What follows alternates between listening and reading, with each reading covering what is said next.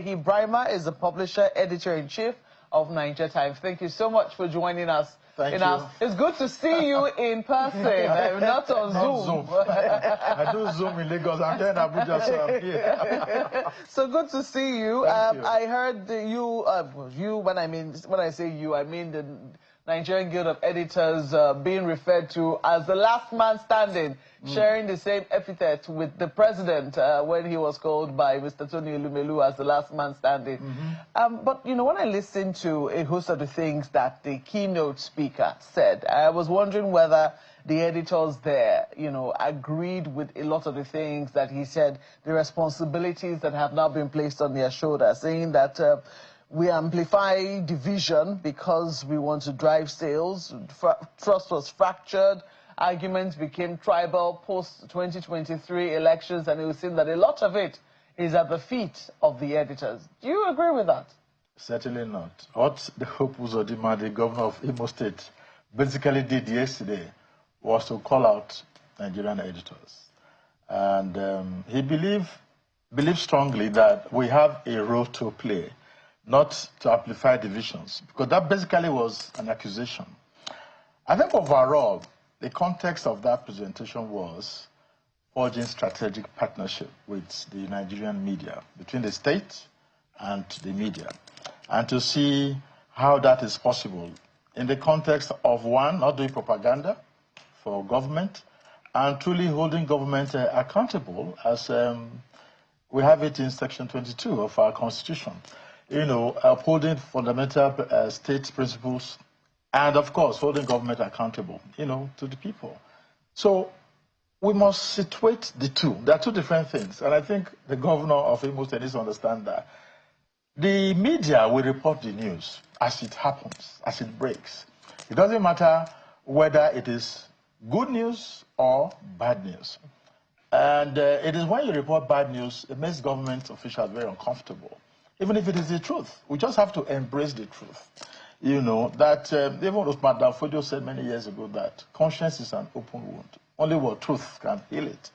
So the relationship between the government and the media must be situated in a strategic partnership that understands that our role is important, one, to promote democracy, two, hold government accountable. What they're doing.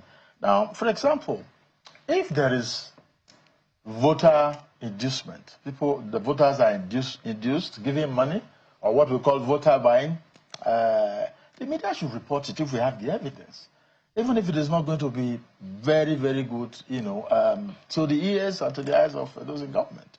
Or if we have crisis in the different parties as we currently have it, the media has to report it, tell the story as it is. So, but of course, we also understand the media has a responsibility to protect and promote democracy. But the context of the president's speech yesterday, president of the Nigerian Guild of Editors, Eze Anamba, was more about a media that is in crisis cannot promote democracy. A media that is threatened, survival is threatened, cannot make democracy to thrive. So we need to come together as partners to ensure that the media, as they tell their stories, the government people are also doing the right thing. What is important is to always do the right thing. Listening to the events yesterday, it did feel like a scolding, a subtle scolding. Yes, it basically called out editors. Yes, it did feel like a subtle scolding. But let's talk about the president attending this for the very first time, because that was very important. Do you think that that is in line with some of the recent events that we're facing? Some of the, maybe the editors are being blamed maybe for some of the narratives that went out there that led to Donald Trump and what he's saying and a lot of the angst people have against the Tinubu administration? No, not exactly. I think we must thank Mr. President, Bola Ahmed Tinubu, for attending the, in fact, he declared the conference open yesterday. I must give him credit, you know, for showing up. In fact, first time a sitting president will be attending the conference of the Nigerian Guild of Editors, where this is the 21st edition. The very first one was in 2004 in Ada in Osun State, when Malam Baba Danti was the president of the guild. You know, so I think it is significant. We are grateful to Mr. President for, you know, sitting with us. Over 400 members of the guild were there yesterday. Today is day 2. And so, but to answer your question, this rapport or relationship between the media and the state, it is not just because we want to play to the gallery. It is important that they understand our position and our needs, and also understand their own position and see how we can have a common ground, basically. That thing the president said about criticize, but let's build a nation. That line. The president said so many things. In fact, in paragraph 8 of his speech yesterday, I think that's the one you're referring to. Yeah. He talked about don't tear down. Tear down means don't pull down this country. Let's build the nation together, nation building. But what is the task of nation building belongs to everyone, not only the government official, those in power, or the media. We all need to come together. I've always promoted that theory that we all have to work together as Nigerians to build a better country. So if the president is saying, let us build a better society or a better country, how are we having strong institutions?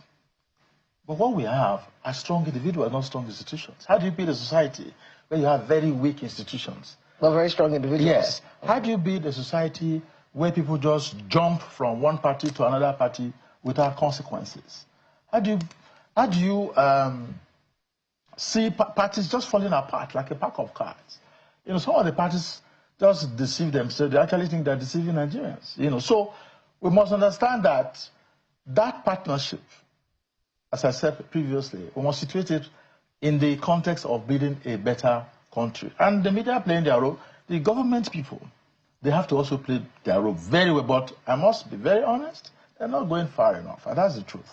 Whether it is in the different areas of governance. Yeah. This meeting, this conference is very important. And some people will say that it underscores once again the role of the media in our society, in our democracy.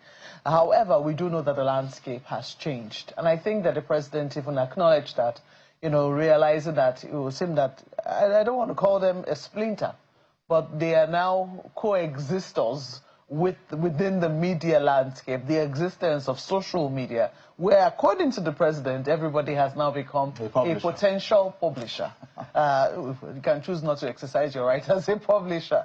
I don't know, how big a threat or an opportunity do you think this presents within the context that we're looking at? The president is right. Social media has made it possible for everyone to become a potential publisher. The president himself is very familiar with how the media works.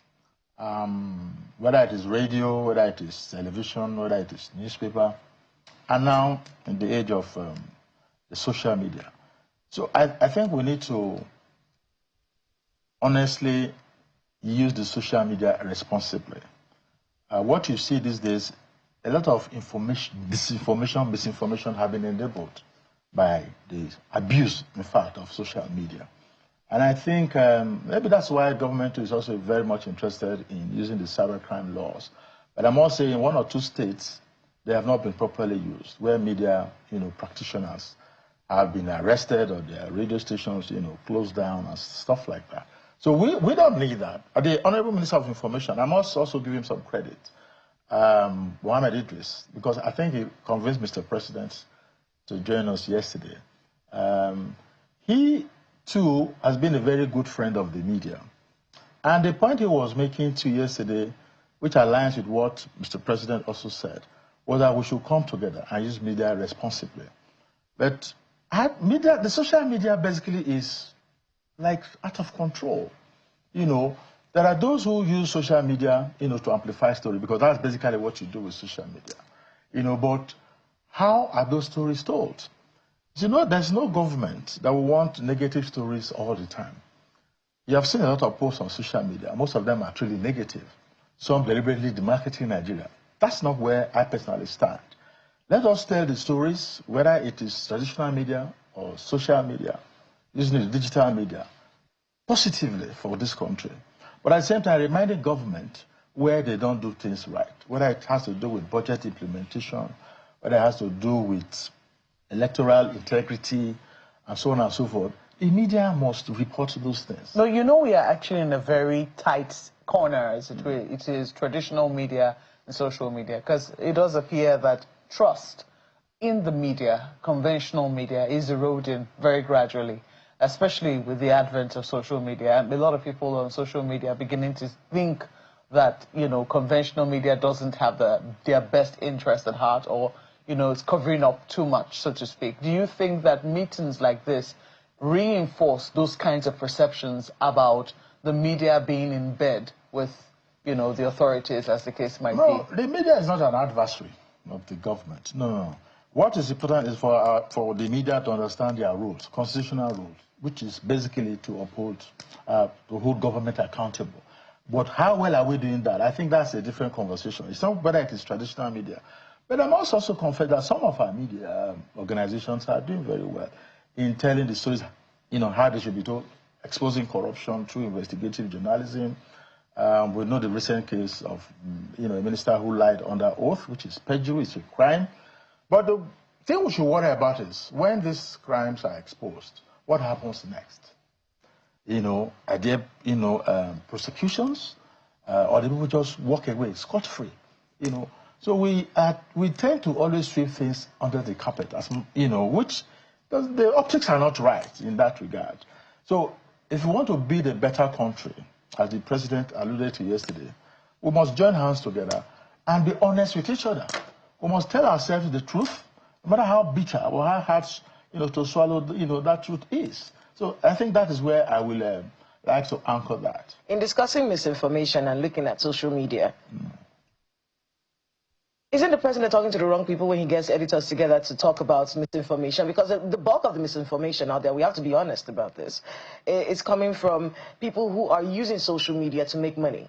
And it's a different landscape. There's rage bait now, where people put out a false story, a false headline, just so people can click, knowing that you make money for clicks. How do you regulate that? How do you get people to do the right thing if they found a loophole where they can, put wrong information out there and make a lot of money from it? Many of them are not in this country. You can't catch them. So how do you regulate that? Getting the Guild of Editors together, yes, it's a good thing.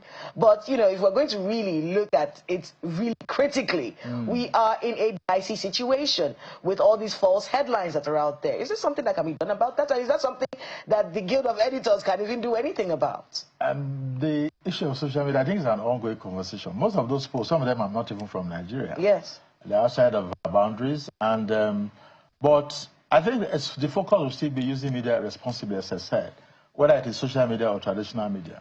The role of the media, essentially, there is to continue to highlight fake stories, or a story. And now some of these organizations, they have sections now where they, basically say this story is false. It is fake news. The more we do all of that and call out these, promoters of fake news, what I call merchants of fake news, the more we get better. On the other hand, you might have this cybercrime laws. But that will be basically targeted at content that originates from Nigeria, because some of these fake news or misinformation, they are not just even propagated by Nigerians only.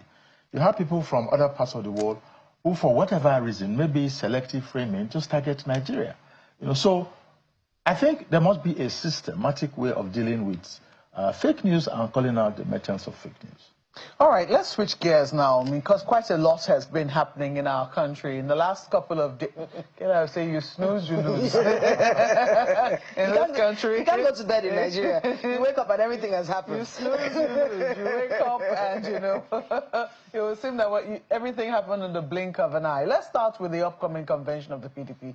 Our correspondent, Friday Okirigbe, already brought us up to speed. It's unclear if it will go ahead, because we saw another court injunction, or will I say a court ruling, was it 2 days ago, in favor of Governor Sule Lamido of Jigawa, former Governor Sule Lamido of Jigawa, who had protested the fact that he couldn't buy a form and went to court to, ask the court to tell them to hold on with that convention until his matter is heard.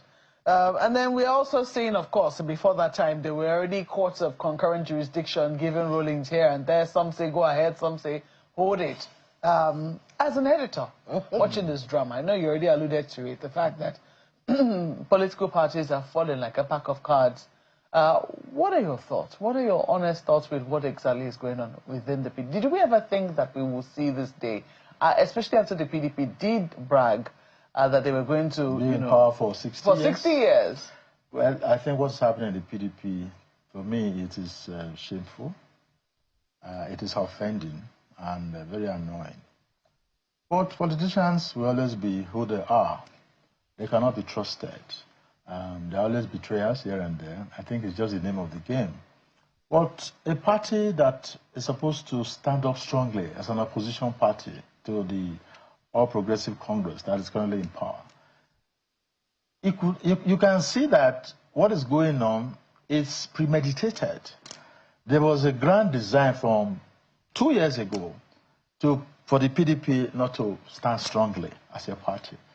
Because if you want to rank all the parties, PDP is supposed to be the #1 opposition party in Nigeria today.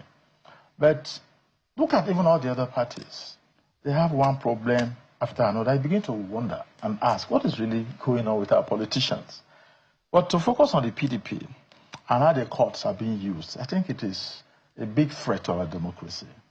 You get one judgment today in one court. The next day, you are getting a judgment from another court, what the lawyers call coordinate jurisdiction. How that is a recipe for disaster, for crisis. Are you getting me? So we cannot even trust the judgment coming out from the courts anymore, because it's like judgments are being procured. I think I would like to be proved wrong, but it's not the first time it is happening. You go to one state, you get a judgment in your favor.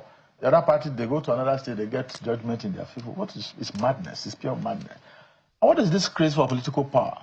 It is obviously for influence, to be in control of resources, and then to show that they are very important people.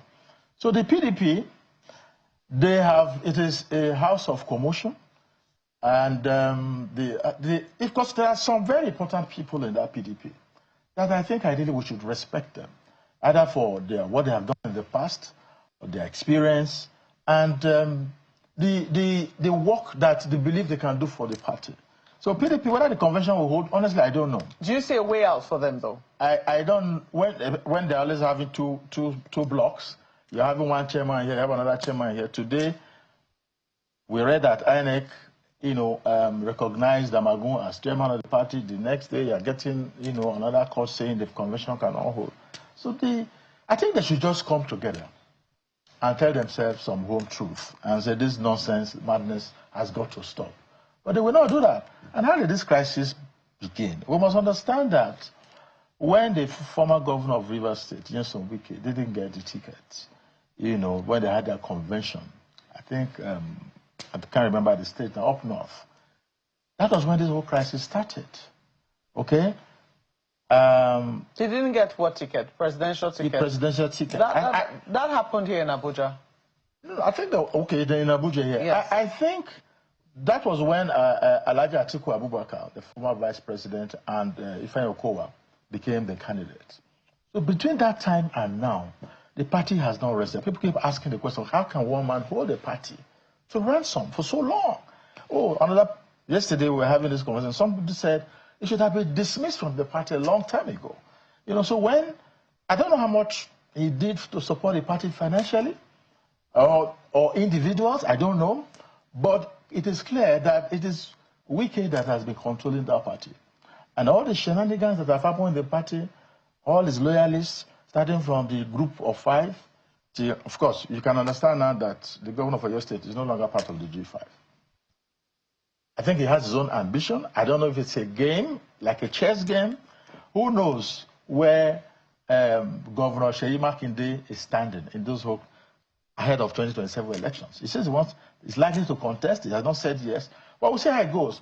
But the PDP is a complete disgrace to our democracy. What about the emergence of the ADC? We don't seem to hear much of that party these days. Again, a lot of people thought that was going to be a viable opposition, since PDP was just like falling like a pack of cards, as I said. But now they've suddenly gone quiet. Don't forget that the ruling party too, they also having their strategy, to win in 2027. So let everybody just go back and do their homework correctly. We definitely need a viral opposition in Nigeria, opposition party. But we don't have that right now. If the elections were conducted today, of course, the APC will win 100%. I mean, there are other factors in play when it comes to the PDP here. I was speaking recently to someone who is being rumored to leave the PDP recently, and what he asked me was, well, who's going to sign my form? Who is the national secretary of the party? Does this also mean that many people who have political ambitions in the People's Democratic Movement might see more defections? Because if we're still dealing with this at the end of 2025, who's going to sign your form? And how do you know that the person that signed it will be the person in office in 2027? So is it just about ambition? Yes. For politicians, yes. It is. But there are those who have been in PDP all this year, they didn't leave the party. And I think they should have stayed back and make the party a stronger party. But the crisis, as I said, was state managed, clearly. And you can see that the person, and we will say it, and I will say it, that has been responsible for this crisis is the former governor of Rivers State, yes, whether he likes to hear it or not. But clearly you can see he's supporting Mr. President for 2027.